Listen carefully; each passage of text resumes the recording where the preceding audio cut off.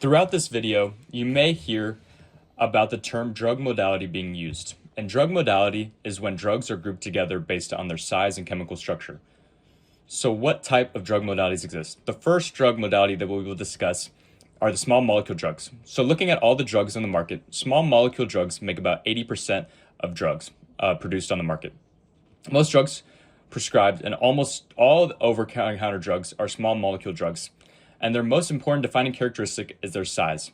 So as their name suggests, the small molecule drugs are small in size and that they have a low molecular weight and are defined as having a molecular weight of less than or equal to about 900 Daltons. Let's now look at the source of small molecule drugs. Small molecule drugs can come from natural or synthetic sources or both. Most often, small molecule drugs are synthetic in the way that they are chemically synthesized, but some small molecule drugs can come from natural sources.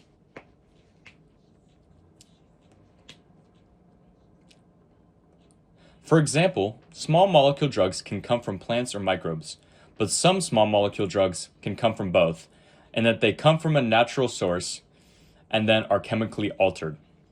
These drugs are referred to as semi-synthetic drugs.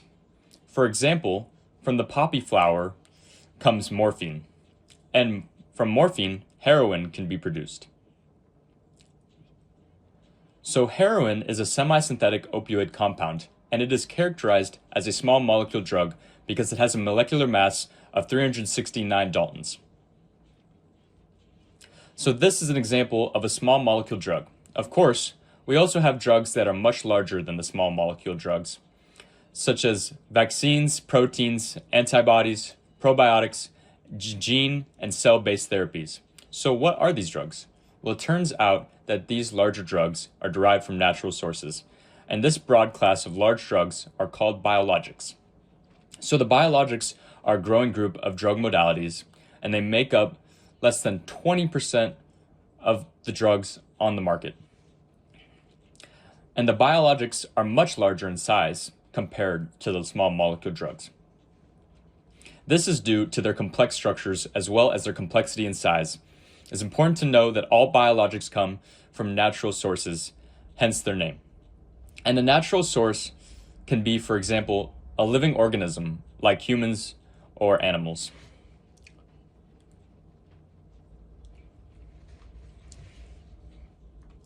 Or they exist in a natural source and can be manufactured, synthesized, or modified outside of that original source and still can be considered a biologic.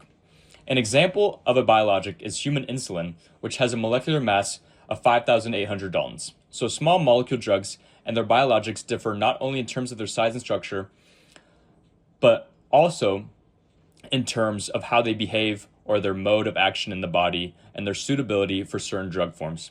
So let's compare and contrast these in general. Let's look at the price of these drugs. For small molecule drugs, they're generally cheaper to produce and therefore cheaper to buy. In contrast, most biologics are much more expensive to produce and therefore are more expensive to buy compared to small molecule drugs.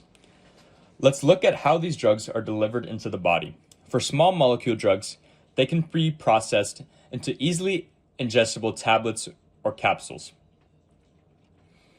And so the most commonly are taken via the oral route of administration. Whereas for biologics, they're typically administered by injection or infusion.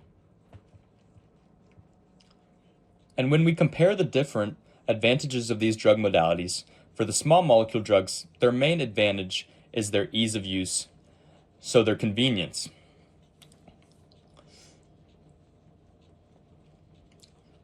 Whereas for biologics, their main advantage is their novel therapeutic opportunities. For example, the cell-based and gene-based therapies aim to treat rare diseases that cannot be treated with small molecule drugs, as they use unique mechanisms to do so. So when thinking of the therapeutic effect to be achieved, then the drug modality is important, as it tells us about the chemical structure of the drug and the source of the drug, and is also a big determinant in how drugs are administered. Kevin.